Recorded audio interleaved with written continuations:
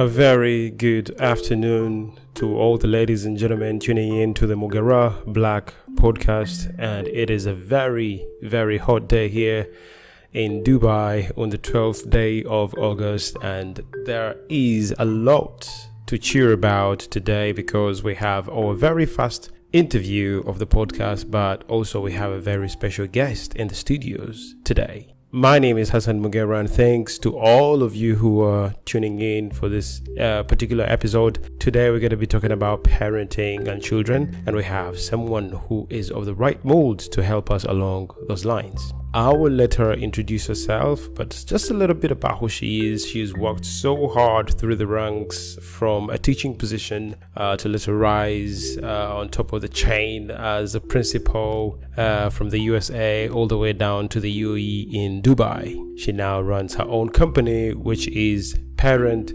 EDGURU, and she will be telling us all about that, her journey from a teacher to being a principal and to now running her own company. But more importantly, she's going to be helping us find ways on how to help children learn in school. Here is Lisa Ripperger. Lisa. Thank you. Yeah. So I'm excited to be here. Well, we're excited to have you, Lisa. Thank you. Mulimutia by Nam Uganda. Oh, that's lovely. That's lovely. Thank you. Okay.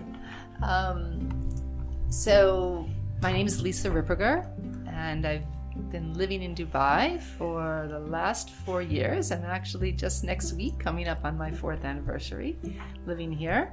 I moved here from New York, where I lived, so I'm from the United States, and lived in New York for almost 30 years.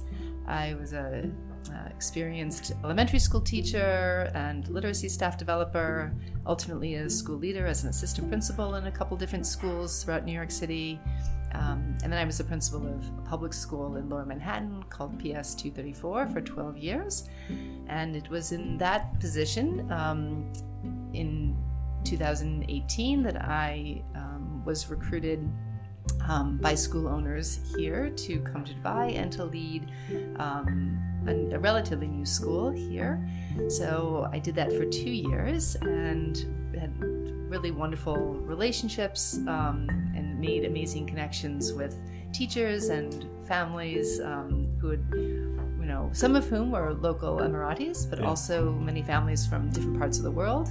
And so after, I guess what had been maybe 17 years in school leadership, I decided that I really loved my work in schools. I loved my work in New York, and had also, I have to say, came from a sensational community in PS 234 and such incredible teachers I learned from and families that but I felt as if it was an interesting opportunity to be in Dubai and to kind of take a step back. And in some ways, COVID presented that for so many of us, that I thought I would try to do a little bit different kind of work and combine the 3 things that I have loved the most in teaching, which is directly working with children, still working with teachers, and perhaps maybe getting to work with teachers a little bit more and differently than I had as a school leader, and then continuing supporting families, because I really had enjoyed, as a teacher and as a school leader, I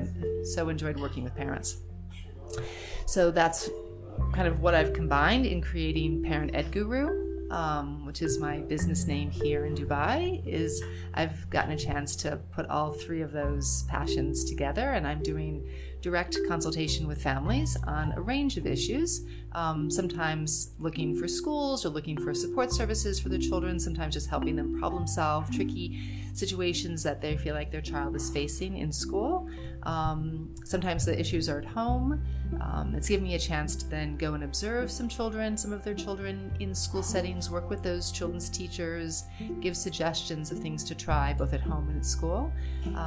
Some of my work has been direct tutorial support with children, and then ongoing consultation with their teachers, sort of help make sure that the continuity between the home teaching work and the work the child is doing in school is consistent, and that all players are communicating to support the child. For a second, please. I'm yes. so sorry to interrupt you.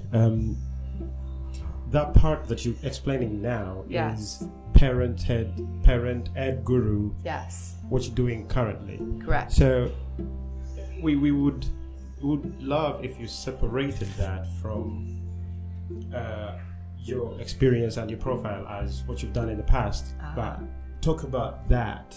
Sure. I know you were talking about it for sure. Yes. But since you put it all together, people might be confused about what Parent Ed Guru is. But first start with who's a guru and what you're doing, what's your core work and your business. So to me, the term guru just means someone with a lot of experience Right. And knowledge. And I felt as if after close to 30-year career working with children and in a variety of schools and serving different kinds of parent communities and children's communities, that I've learned a lot from a lot of different kinds of professionals who are servicing children, from psychologists to different kinds of therapists who focus on physical development of children as well as speech and language. And so I'm kind of felt as if I had an opportunity here in Dubai to help support families in a range of challenges that they might face, or that I was hearing that people were facing and not always sure sort of where to turn to get support. And I think a lot of that is a little bit more abundant in a place like New York. It's a market that's more saturated with a lot of professionals, really high quality professionals who are able to help families even just locally at the school level. Yeah. It felt a little bit more disconnected when I first arrived in Dubai, and I really enjoyed living here and my life that I was creating, and so I wanted to stay and felt as if it would give me an opportunity to also start working more directly with children. So I've been doing some tutoring work in reading, writing, and math specifically. Regardless of what I'm seeing in terms of children having struggles with, that might be some of the academic domains that I end up focusing on. Why Parent Ed Guru? Why that name? Why that name? Well, I think when I started the business, I thought that most of my work would be focused on helping families find schools in Dubai, and so I sort of focused the name on, and some of the, like on my landing page, which is just parentedguru.com, I focused that work on my expertise in sort of helping people navigate school choice. Because there are a lot of school options here, and many people seem a little confused when they're first moving to Dubai around how to select a school. There's many different curricular choices, and so I think I saw that part of what I would do was school consultation, like parent consultation around school choice.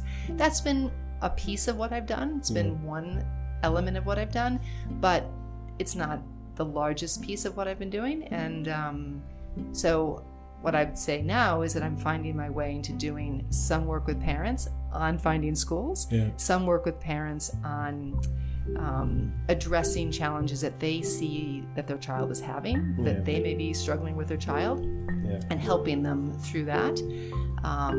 Some work directly with children, teaching them. So it's a combination of things, as well as consultation with schools around supporting teachers.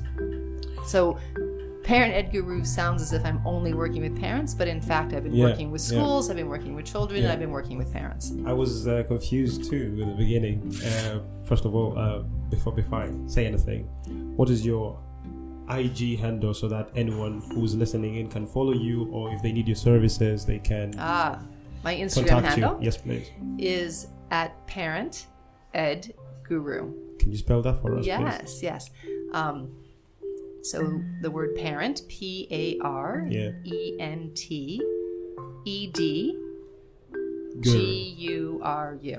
Parent Ed Guru. Yes. And that's one word. It's one word. Okay. Yes. Great. Yes. Well, so now that we know a little bit about you, we would like to introduce why we're here today, some of the core reasons why we're here today, and what we're going to be discussing about. Three things I have personally would like to know, because as a human being, I am very passionate about people, but I know that people come up with a culture, and culture is something that is instilled in you as you grow up as a child. The bigger part though is from home and school. If you think about it, I would put a question to you as someone who has a huge experience with parents and children and been around schools. The thing is, how best can a parent help their children to study or learn in school or even outside the school environment? And I know that you have a lot to share with us today. Yes. So I think your first question is wanting to address this idea of how can a parent help their child at school. And do you help us and break it down in a way that it's easy for parents or young adults who want to be parents can best understand it? Yeah. Yes, please. Well, I think the thing to keep in mind is that everyone has an opportunity to influence the life of a young child. That's for sure. Yeah. Right? Yeah. Regardless of whether you are the child's parent or another family member or close friends or teachers. Yeah. In all of our capacity, children are observing. And so whether we're verbally communicating values to children or we're in the way we're acting and behaving, we're showing children what we believe is most important. Yeah.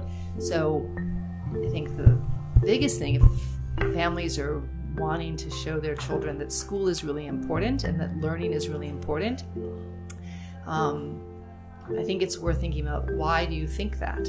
Yeah. Why do you think that learning is important? Why do you think that school is important? And different people have different feelings about that, right? So for some people, they may believe very strongly that it's school and learning that is going to provide a better opportunity for their children. Now, some of these things I'm going to say that they're not exclusive from each other. They could all be happening at the same time. You could also really believe that if your child is excited about their learning, it opens up their world, right? And they have more opportunities to discover things and to be inspired by things and excited. And so that's a reason. Yeah. I think that one of the things that's most true that I've learned from so many people I've seen is that once a child can start to really learn for herself or himself, and that we value that learning that they're doing for himself or herself, the possibilities are limitless, right? They can really take off. And so in a very specific way, one of the key education things that we think about is providing that is learning to read. Yeah. That learning to read opens up endless possibilities, because once you find your way into books, then you can travel anywhere. For sure. Right? You can go back in time. You can discover things that you're not perhaps limited by in your specific community or your specific school or where you live or what you have access to, because the ability to read means that anything you can get your hands on can take you off into new knowledge. Yes. And so that's so super exciting. And so for that reason, I think if there was something that families really wanted to encourage, it would be the act of literacy learning. And that really even starts from just talking to your children. Yeah, yeah.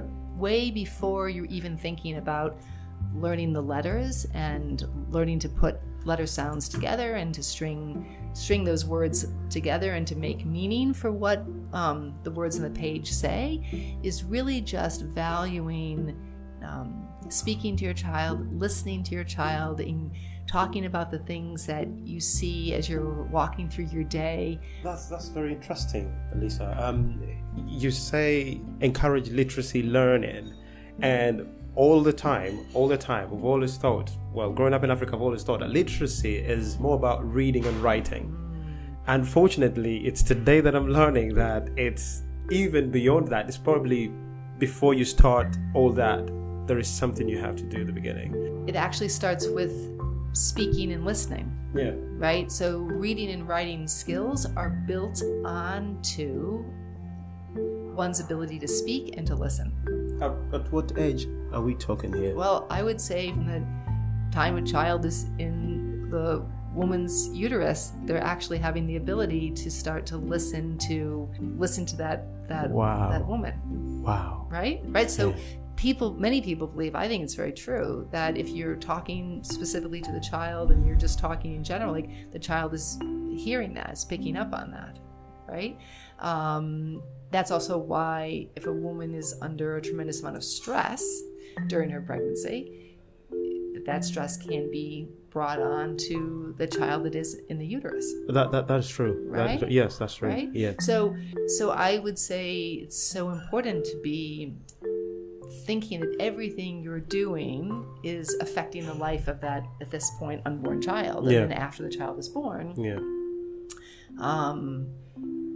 engaging the child, talking to the child, playing with the child as you're changing the child, as you're feeding the child, all of that is rich language opportunities. So that is literacy learning. That is literacy learning. Very good. So, you're still going on before I interrupted you, and please forgive me. No. I'm so sorry. I'm not going to do a lot of interruptions, but if I find something that interests me, I am always going to jump on it and try to find out a little bit more.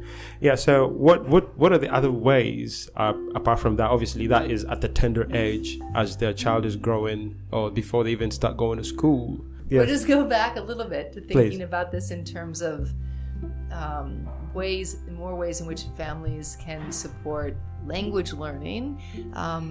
I would say through the traditions of your family and your community. So for some people, that's song and singing and dance. For some people, that's more oral storytelling traditions.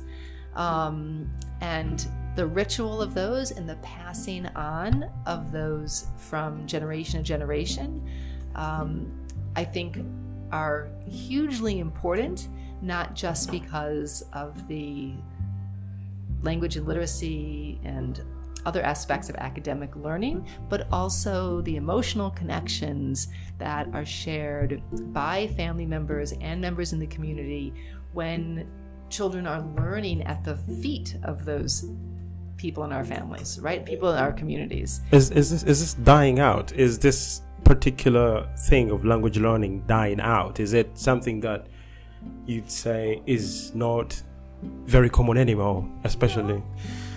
I would say I don't scientifically know that. I don't believe so. I think it may be changing and evolving to some degree in terms of how people are passing those things on. Obviously, we do have more influences, but always in society we've had increasing influences of technology. That's true. Yeah. Right? So that's not new. It may be happening at a faster rate, and the types of technology have evolved and are different than they were. But there's always been technology as part of what's interacted with people in societies and made changes. Yeah. But I don't think it means that you have to let go of those traditions that are historically in your community. Yeah. And if families feel as if some of those things that they remember from their childhood or they heard passed down to their grandparents, for example, or earlier generations, and they value them or believe in them or like them for whatever reason, they can still keep them alive.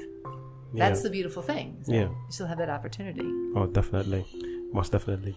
Yeah, so that's language learning, and I've also understood how the emotional connection it creates through songs it reminds me a lot about Africa. There is not a lot of technology in Africa, and listening to you tell me something that I've experienced myself, that is very, very emotional, to be honest. I mean, I feel like I've been taken back in time 25 years ago, when we used to sit around in huge extended families, and we were singing and dancing, and our great grandparents used to tell us old folk stories. Yes. And it's just so surreal. I think it's what you're bringing up is so valuable and rich and important, because I think sometimes the structure of a school can limit, unintentionally, right, accidentally, not with purpose, but can limit how families or children or even teachers can see the power of learning, right? So school is one place, can be a physical place, but can be a larger idea of, and I really, I spent my life in school, so I really value and appreciate schools, but I don't think that all learning happens inside of a school. I don't think that all learning happens just because of a structure. Yeah. I really believe that children are constantly learning, and that things that families do inherently or naturally in how they interact with one another have a huge impact on their children's development, and they should value and appreciate that, and recognize the gifts that they bring, even if those aren't traditional school things. Right. So they may not, there are families who don't come from a traditional school background, may not be literate in the languages that their children are learning, or not feel as confident because of their own school experience. And I wouldn't want those families to feel as if that's a hindrance or going to hold their own children back. Not at all. They bring rich experiences and values that they can pass on to their children just by living everyday life, and can even bridge that. If there's things that their children are learning in school, now that their children are going to school, that they have less familiarity with, there are ways in which they can just, celebrate and ask questions of their child, to tell them about, I didn't do some of these things when I was when I had the opportunity to go to school, or I didn't have the same opportunities to go to school. So we've really, as our family, we really have valued sending you to school and having these opportunities. But I'm excited to learn alongside with you. So for the child to come back at the end of the day or end of the week and have the opportunities to be sharing what the child is being exposed to, I think just creates a really nice opportunity for dialogue between the adults and the children. I believe this could be a topic for another day, but just to touch on it a little bit, please. Okay. Sharing and dialogue between children and parents, that doesn't come off easy, does it? I mean, with the busy schedules parents have, and their goals and their relationships and whatever, isn't that too difficult? Like for them, if, for example, the kids are going to a different learning system and the kids are coming back, obviously they want, as you said, that they learn along with the children, and the children. I think for sure that all of these things potentially are difficult. Many things in life are difficult. For sure. Right? Yeah. So at some point, we all have to make some decisions around what we think is the best use of our time, and what we value the most, or how we want to spend our time, how we want to spend our life. Yeah. So the decision to have children is a very significant decision. For sure. For sure. Yeah. And I think that decision, should not be taken lightly. And once it's made, a lot of commitment needs to be put into supporting that child or those children. And whether that's about carving out specific time that's where we're not doing any other activity, we're not trying to work, or we're not trying, in the case that may be not the case of some of your listeners, but some of the case of families that I may work with in Dubai, who may have very hectic lives where technology does infiltrate their lives frequently, right? And so the simple act of putting the cell phone in a drawer, even for an hour, where it's like literally a chunk of time on a nightly basis, where I, as an adult, am not going to be distracted by this device. I think is important.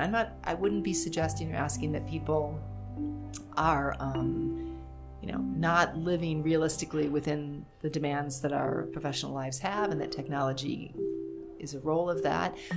But I do think it takes a certain mindfulness to close other things out. There's so many distractions. And so if someone needs a structure, like putting the device away, and if an hour seems too much, do it for half an hour.